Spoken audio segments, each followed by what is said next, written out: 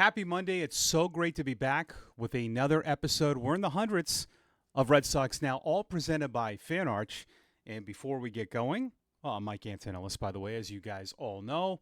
Guys and gals, if you could subscribe to the channel, comment, and like. We had a great week of shows. All of you were amazing, as always. We'll get to your comments. 1,000%. Now, maybe 999% great. But we are climbing up to 2,000 subscribers, which is crazy. We're getting a lot of views. You guys enjoy the content. I enjoy your content back. And you really convinced me on something that we'll get to during the show. We have a lot to go over. We have a lot. We'll get to your comments that you see at the end. You like the Woocher? You like that? Do you know what that means? That's a segment we have on our TV broadcast that actually I came up with. High on low. You have to know what that means. But again, if you could, please subscribe. We appreciate that. The Woo Sox are back home Tuesday. I will be watching them this week. I have the TV call on Friday with JP Ricciardi. We're playing the Jacksonville Jumbo Shrimp. But Peyton Tolley will be pitching. And as always, I will do my best to share anything I see. I watched some of the game yesterday. We'll get to that. They were on the road, and I like what I saw. But let's get to the, you like that, the humble pie? Number 2, man, oh man, this game will humble you quickly. And a tough one for the Red Sox yesterday. Crochet was good. Isn't there a feel to a game? You know, I encourage people to watch more baseball because I think you are, but I can sit there and watch 9 innings like that. I still think a lot of us go off more of the baseball savant and all of the stat pages, but when you just watch, yesterday kind of felt like a game you weren't destined to win, didn't it? Now, I don't believe in stuff like that, but you had a home run that almost wasn't on Willie Abreu, right? And then that guy homered later in the game, Myers. He almost made an unbelievable catch, but it was really weird because there was that, you know, your offense, again, wasn't great over the weekend. You did win 2 of the games. That's the thing, you know, but I still think it's okay to have some criticisms because we're talking about a team now that we think and we believe will be a playoff team, so you want a little bit better. You know, I didn't think the offense was great Friday and yesterday. You still could have won both those games, but in terms of your destiny yesterday, Crochet was in trouble a lot. I didn't feel comfortable with that game. You got behind 1-0. Wagaman hit he got a pitch right there. But then the home run that almost wasn't. And then the Marlins were 1 for 9 with runners in scoring position, but I thought they had some pretty good at-bats against Crochet, despite Crochet going 7, 3 hits, a walk, and 8 strikeouts. I still felt, later in that game, there was some traffic that he got out of. And then things just imploded. Whitlock gave up that run, and I didn't feel good in that game going in the 9th with Weiser. Not because of him. I don't know. There's sometimes a feel to a game. I can't explain it. Junk threw well for them, too. Boy, when we talk about this starting pitching, I love that guy Bender. Now, I know people are mad about, let's go to Chapman. I get it. I see both sides of this. People are saying that he's soft for not pitching. He's 37 years old.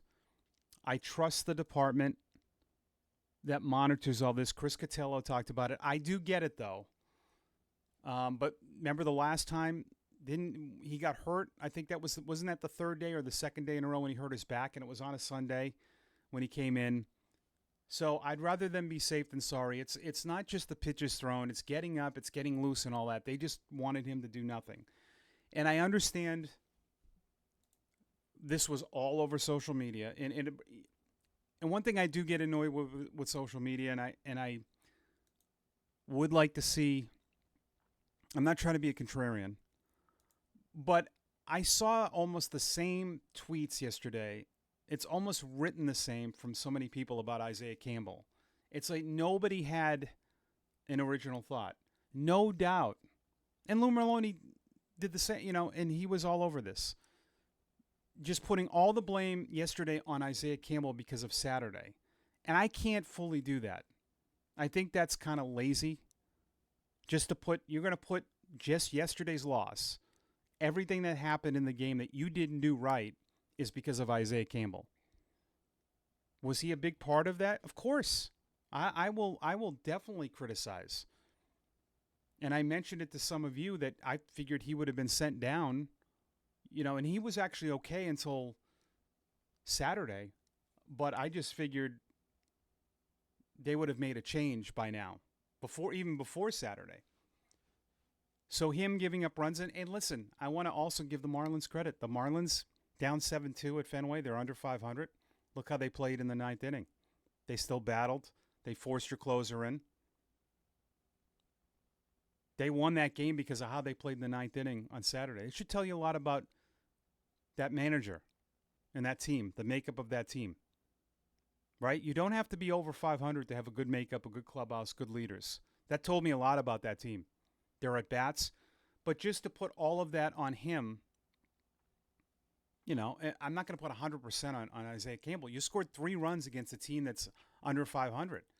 And 2 of the runs almost didn't happen. So, while, and again, we don't know if Chapman came in if they would have won, right? We're just assuming a lot of things. Now, the odds are pretty good, but I'm not going to put all of it. I'll put 50% on Campbell. But to sit here and put 100% blame on a game Saturday and ignoring everything that happened. You scored 3 runs. Whitlock gave up a run. Weissert gave up 2, and then Matz gave up a home run. You got to share the blame all the way around. You can't just put it. So I'm not going to put it on one guy. That's not how baseball works. Alex Cora would never, even if you put a lie detector test on him, in confidence, he would never ever. Baseball people would never do that. Put it on one person. 3 runs to me is not enough at times. You needed a little bit more yesterday. I know you had Chapman. I know you had Crochet. But that was a tough one. And this game, man, you got Crochet, 7 innings of 1-run ball, and you lose at home to a team under 500. Yeah. It humbles you. It really, really does. It's crazy. So I'm sold on this now. I've changed my opinion. Only because I digged a little deeper into this. A lot of you guys and gals make great points. First of all, the Red Sox have been pursuing him before. And I will tell you this, a little inside information. They have intel on all these guys. Baseball is not a big sport. Like, I know things about players and coaches and staff and not all bad things, but the Red Sox know what type of player and person Nathaniel Lowe is. They actually have some people from the Rays that work for them. And he was with the Rays from 19 to 20. And I know one person that is there because I met him during the pandemic in Pawtucket when Chaim Bloom brought over a lot of former Rays people, executives, and they're still there. So they know a lot about him. And I know there's some reports about him not being a great team. I don't care about that stuff with Washington. I don't know. We don't know what happened. That's a losing organization right now. I think one thing that does alarm me about this is that the Rangers traded him for a reliever who's actually not bad, but he was coming off a pretty good year. First baseman with a solid defense at first, and they just gave him up for a reliever. So, the year is bad for him right now. He's hitting 167 over his last 121 at-bats. He's made 7 errors this year at first, which is a little high. He's 3 for his last 33. But what are we looking for? Are you looking for a first baseman? Yeah. Is Abraham Toro been pretty good? I think so, but he's been struggling for a while. And this is a true first baseman. You could still keep Toro. Switch hitter, utility guy. By the way, I want to point out something yesterday why you like veterans. If you saw that at bat by Toro, first pitch, a little up, he purposely, you could see him lift that ball to knock in a run. Those are things that older guys do better than younger guys. And he is an older guy. He has experience. But I think for what you're looking for, this is 30-something games. You're just looking to keep Lowe for this season. We're not worried about next year. So now you have a left-handed power hitter that Chris Cotillo said will be in the lineup on Monday night. I like it. He can bat in the middle of the order. I think you need that right now, right? Your offense is a little, and it's some of the younger guys. And this is what I talk about, why you can't have a bunch of young guys in the big leagues.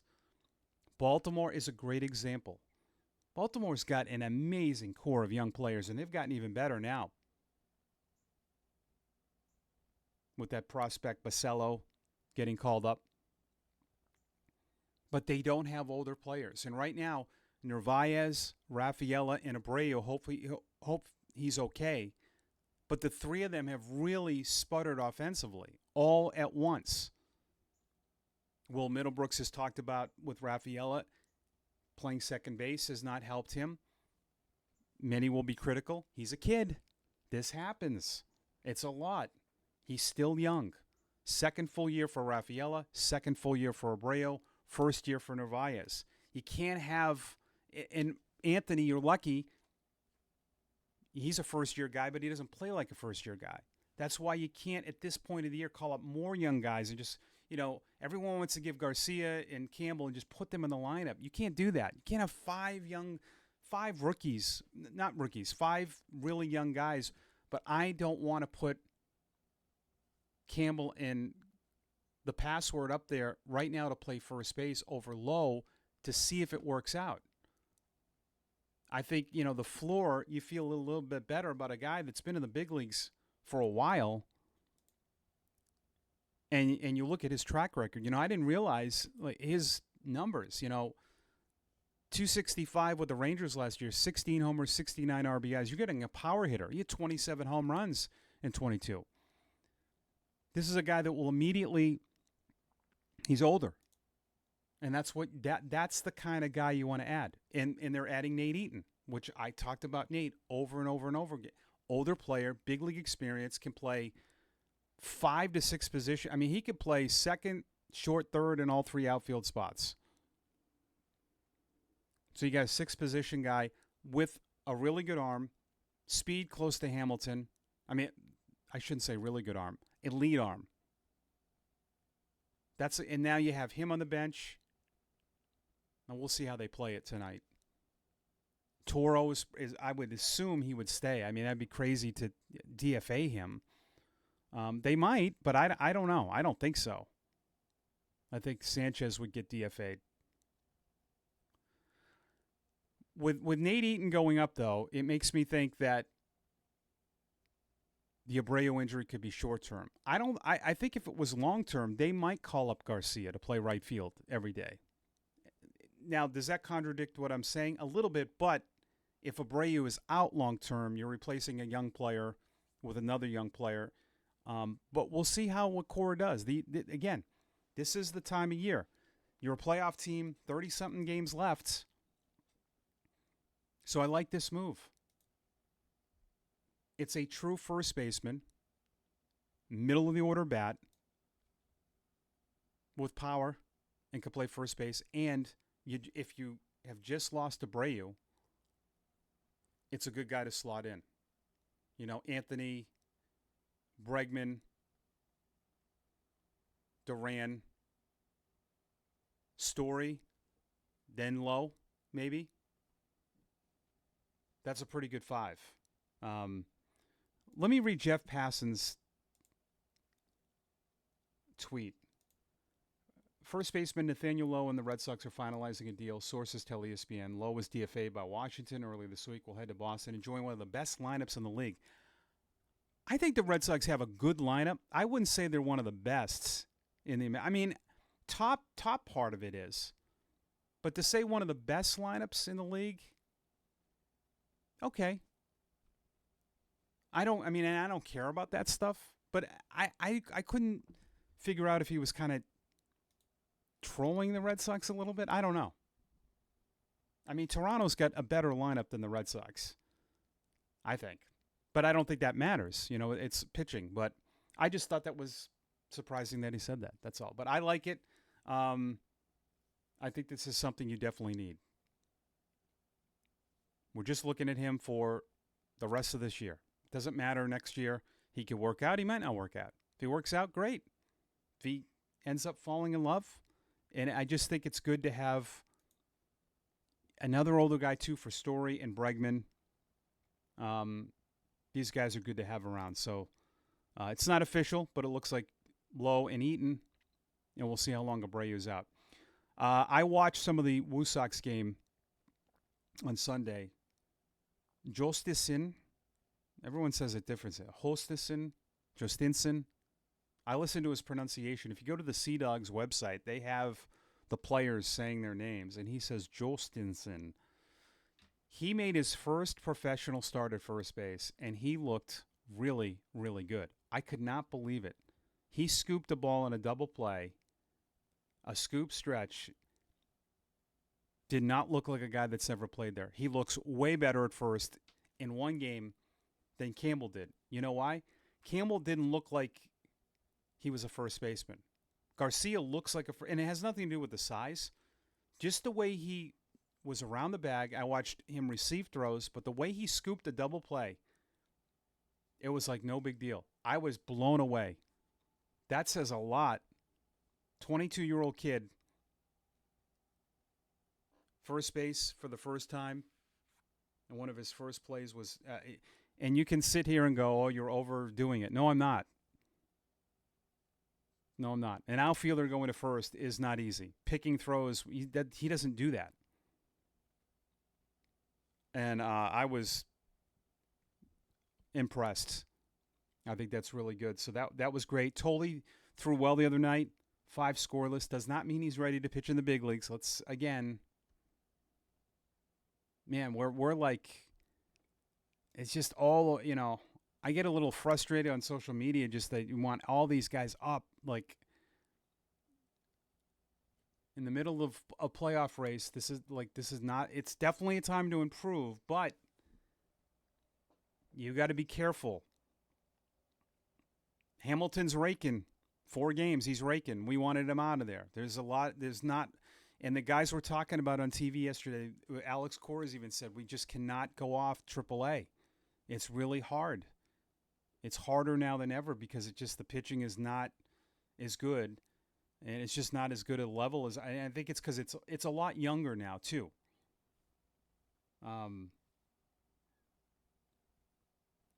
But let's just take it baby steps. Sandlin was better the other day, but he's still having some struggles with command as a reliever. And listen, maybe this is not for him. Maybe he won't be a reliever. Maybe they'll try this and they'll change it. He was a pretty good starter, but right now, he's not ready to go to the big leagues. And with Tolley, he's going to be on an innings limit. I've seen people say that he will be replacing Buehler in May. He won't. He cannot pitch. He's already limited now. He's not going to be in the rotation. If he gets called up, it would be as a reliever. And that would be interesting. All right, let's get to your comments on a Monday. I changed the title today. Amazing comments from Friday's episode. They were great. Matty Mull 29, for what Eaton provides you from speed, defensive flexibility perspective, he needs to be up with the big club soon. He is. That's why we read it, Matty. That's why I did this. Hamilton provides the bench speed every playoff team needs, but Eaton isn't far behind him in that department, but plays more positions at a higher level. I agree, and I said that before with the Meyer move. So you can learn. I've talked about this, but I don't expect that everyone lives on every word I say. We kind of knew what Cora was thinking the last time he called up Hamilton. It was just basically not to play, right? Once a week, So, in a pinch runner. So, it made me think that they could have called Eaton to do that. But he wanted him to play in case of something, which just happened, right? So, what does that show you? This is weird about baseball.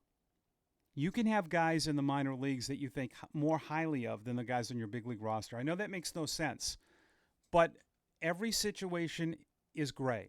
You can't black and white every situation. Playing is better. If you think Nate Eaton, you trust him more in case something happens. If you have an injury, you're saying, well, who do we trust more to play every day? He led Nate Eaton off, Cora. Twice, remember? When they were platooning? So you want a guy to play every day in AAA just to stay fresh. And that's what we learned about that position when Maya got hurt. That basically it was just kind of a throwaway guy, and now Nate Eaton's up, and we'll see what happens. We'll see how they play it if Nate Eaton goes to second base tonight and they put Rafaela back in center. So if that happens, because we think Abreu won't play, if they go Duran, Rafaela, Anthony, and Nate Eaton at second base, that will explain to you why he was not called up when Maya got hurt, because they wanted him to play and stay ready in case of, like we talked about, injuries, right? Why trading Duran would have been crazy, because you could get an injury, and they've got one with Abreu, and we hope it's not serious. At SN500-N4V, another entertaining show on Friday. I checked Devers' stats yesterday. Couldn't believe how much he's struggling. He actually had a nice season for us, but he's only hitting in the 230s, which surprised me. Yeah. I know they have a bad record since they traded him. I saw that yesterday. Some publication tweeted that out. But that's interesting because we're now in an analytical world, and a lot of the analytics people don't believe in that kind of stuff. They don't believe in clutch hitting. They don't believe in clubhouse stuff. They don't believe that, players can affect. They don't believe in any of that stuff, which is insane to say that there's no such thing as a clutch player, or that bad clubhouses can. I mean, I've been in that situation. It's the same in the minors, and I've been around Red Sox teams after my seasons and been in clubhouses. All of that stuff does matter. Of course, talent matters, but I don't think that the Giants are losing because of Devers. I mean, that's a ridiculous thing to say too. Their pitching since that time is near the bottom. And let me ask you this question. If you think all of that about Devers, though, and you're glad he's gone, then you feel that if he was a model citizen like Bregman and said, I will absolutely play first base, then you would say no to that too. You can't be one way and say, I don't want the guy because he's, a distraction or whatever, or because he can't hit. But if he would have said yes, would you have been okay with him playing first base? I would have been, right? That's why I don't think they wanted to do this, in the end. But it was just forced. But I don't know. I really don't care about Devers, to be honest. I think it's a waste of time. I'm not focused on the Giants. I really don't care. I know they showed a play of him the other day making a throw to third to get a guy out at third, and I'm like, that's a throw every first baseman has. I don't know. I've kind of forgotten about it. I don't think the Giants are bad because he's on the team. I think the Giants did the right thing and trying to improve their club and try to compete with the Dodgers. It just hasn't worked out. I think the Red Sox have played well because, you essentially placed Devers with Roman Anthony and you've pitched. So, at Joe Averso 3258, stop screwing with Criswell. He's a proven starter. Yeah, he's in the bullpen for the Woo Sox. Now, I explained this to people. I'm not saying it's right. It's just the way it is. All right? Organizations have priority guys. Certain guys have to be in certain roles. Whether you think that's fair or not, that's another discussion. And right now, the Woo Sox have 5 priority guys starting. Uberstein, Harrison, Early, Fitz, and Tolley. You can't take any of those guys. Maybe Uberstein you could take out. And they might. But those 5 guys are You're not taking the other 4 out. You have 2 40-man guys in Fitz and Harrison. Early and Tolley are not going anywhere. It's the way it is. Criswell knows it. He's not happy, I'm sure. You have 6 40-man pitchers. I could see maybe Criswell going up tonight for Campbell. Because it would be nice to have, when I look at their bullpen, they really don't have, Moran they're using multi-innings, but I think they should have Criswell be up there instead of Campbell because they really haven't had a multi-inning guy. So I could see that. All right, Monday, Baltimore's in town. It's a new series. It's a 2-gamer, and the Red Sox can wash out everything that happened on Sunday with Dustin May against Trevor Rogers, who's 5-2 with a 1.43 ERA. That's the guy they traded Stowers for. May is 7-8 overall, 4.67 ERA. We'll talk all about it on Tuesday. So before we go, if you could subscribe to the channel, I would appreciate it. And we will do Red Sox Now on Tuesday. So have a great Monday. Thanks for watching, everyone.